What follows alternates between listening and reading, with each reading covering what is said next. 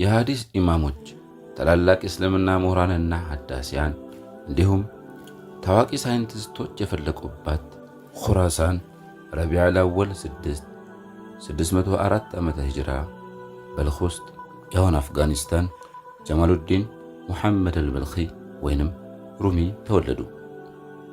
መውላና ሙሉ ስማቸው ሙሐመድ ኢብኑ ሙሐመድ አልሑሰይን አልኸጢብ አልበልኺ አልበክሪይ ሲሆን የሰይዱና አቡበክር ሲዲቅ ዘር ናቸው። አፍቃሪነታቸውም ከቅድመ አያታቸው የወረሱት ሳይሆን አይቀርም። እርሳቸው ሲጠጡ እኔ ረካሁ እንዳሉት ሲዲቁ ሰይዱል ዓሺቂን እየተባሉ የሚጠሩት መውላና ጀላሉዲንም የፍቅርን ዜማ ለዓለም ያሰሙ ረቂቅ ባለቅኔ ናቸው። በተወለዱበት ምድር መጠራት የብዙሃኖቹ መለያ በመሆኑ ሙስሊሞች ዘንድ በልኺ ተብለው የሚጠሩት እኚህ የፍቅር አቀንቃኝ ምዕራባውያን ሩሚ ይሏቸዋል። ይኖሩበት የነበረው የአናቶሊያ ግዛት ሙስሊሞች እጅ ከመግባቱ በፊት በቤዛንታንያ ወይንም ሮማ ስር ስለነበር በቅርብ ዘመን የመውላና አድናቂ የሆኑት አውሮፓውያን በዚሁ ስያሜ መጥራትን መርጠዋል። ለሁሉም ነቢይ የራሱ አቡበከር አለው፣ ለኢየሱስ የራሱ ሐዋርያቶች እንደነበሩት እኔም የራሴ ደርውሾች ይኖሩኛል፣ በምስራቁ ሞቼ በምዕራብ እነሳለሁ ብለው ከአረቡ ዓለም በላይ ምዕራባውያን በእሳቸው መለኮታዊ ብዕር እንደሚጠቃቀም አስቀድሞ ተናግረዋል። ጀላሉዲን ደግሞ ካበረከቱት አስተዋጽኦ ወይም ተግባራቸው ታይቶ የተሸለሙት ማዕረጋዊ ስም ነው። የዲን ክብረት ግርማ እንደማለት። የመውላና ጀላሉዲን አያት ሁሴይን ኢብን አሕመድ እና አባታቸው መሐመድ በሃኡዲን ከተለያዩ ሩቅ ስፍራዎች እየመጡ እግራቸው ስር ጎንበስ ብለው ዕውቀትን የሚቀስሙ በርካታ ተማሪዎች ነበሯቸው።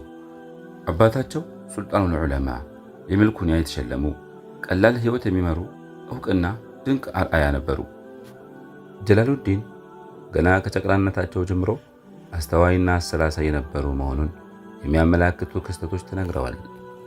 አንድ ጊዜ ከእኩዮቻቸው ጋር እየተጫወቱ ሳለ በመንደሩ የሚገኙ ቤቶች እርስ በርስ እጅግ ከመቀራረባቸው የተነሳ ልጆች ከአንዱ ጣሪያ ወደ ሌላው ጣሪያ እየዘለሉ ይጫወቱ ነበር። አንድ ልጅ ሩሚን ከቤታቸው ጣሪያ ወደ ቀጣዩ ቤት እንዲዘሉ ገፋፋቸው። ጀላሉዲን ግን በተረጋጋ መንፈስ እንዲህ አሉት፣ ከጣሪያ ጣሪያ መዝለል የድመትና የውሻ ባህሪ ነው። ሰው መዝለል ከፈለገ ከፍታው ከምድር ወደ ሰማይ መሆን ይኖርበታል።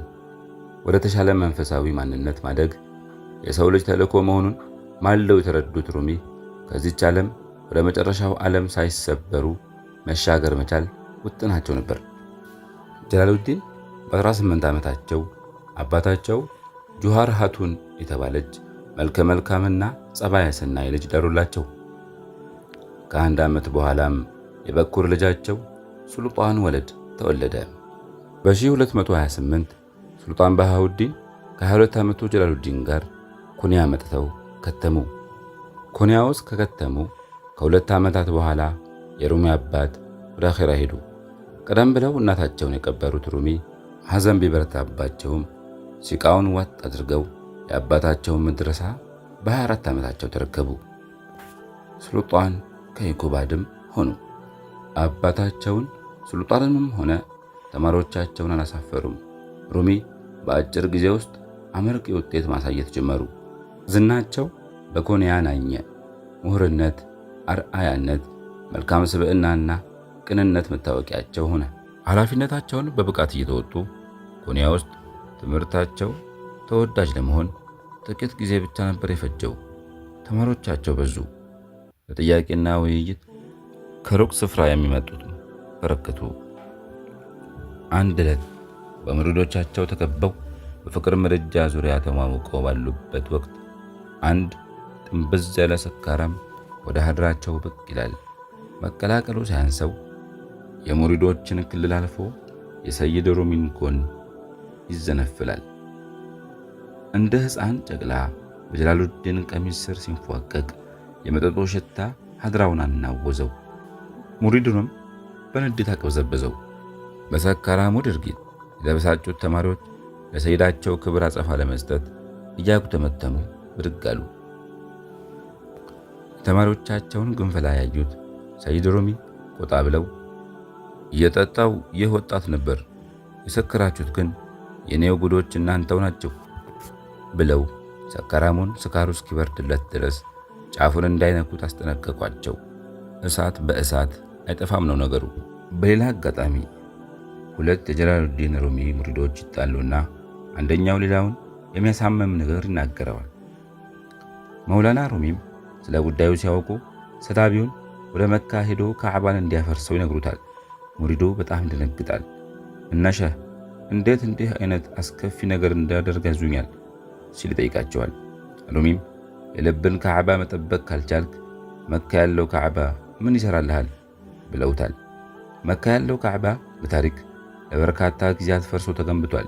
ነገር ግን የልብ ካዕባ አንዴ ከፈረሰ ዳግም ላይ ገነባ ይችላል።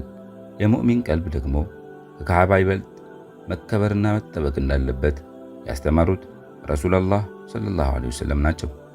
ታላቁ መምህራቸው ሸምሱ ተብሪዝ ጀላሉዲን ሩሚን በጣም ከባድ በሆነ አንድ ምሽት መውላና ጀላሉዲን ሙሐመድ ሩሚ ሸምስን ቤታቸው ጋበዟቸው።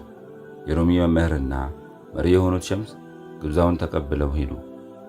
መውላና ቤት ደርሰው ሲገቡ ምግቡ ተዘጋጅቶ ሱፍራው ሞልቶ አዩ። ደስም አላቸው። ነገር ግን አንድ ነገር ጎድሏል። እባክህ ወይን አምጣልኝ። ሸምስ ያልተጠበቀ ጥያቄ ሰነዘሩ። ሩሚ በድንጋጤ ፈዘው ቀሩ። ጥቂት ቆይተው ምን አልከኝ? ወይን? የሰማሁት ልክ ነው ወይስ ከየት የመጣ ድምፅ? ተጠራጥረው ጠየቁ። አዎን ወይን ጠጅ መጠጣት እፈልጋለሁ ብለው ሸምስ አረጋገጡ። በዚህ ምሽት ወይን ከየት አገኛለሁ?